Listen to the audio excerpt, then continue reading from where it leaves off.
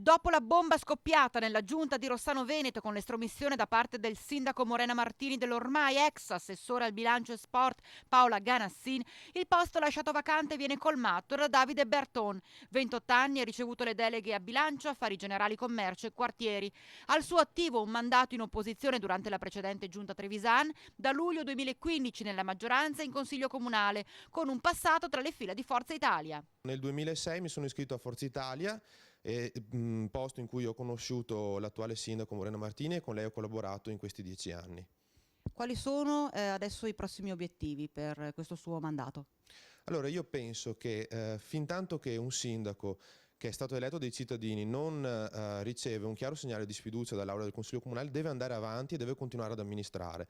Quindi il mio lavoro sarà improntato assolutamente sul prendere in mano la situazione del bilancio di Rossano Veneto e delle nuove deleghe che mi sono state affidate, cercando di lavorare in continuità per il bene dei rossanesi.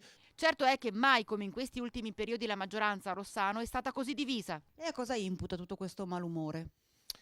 Io penso che sia da un po' di tempo, insomma, e comunque in paese era risaputo che all'interno della maggioranza c'erano delle visioni diverse. Non penso che fossero insanabili. Su quello che invece sta succedendo oggi, in cui vediamo una parte della maggioranza che gioca a fare l'opposizione, io dico Carnevale più avanti inizia il 24 gennaio, quindi se si decide di fare maggioranza, testa bassa, lavoriamo per il paese e finiamo il programma elettorale.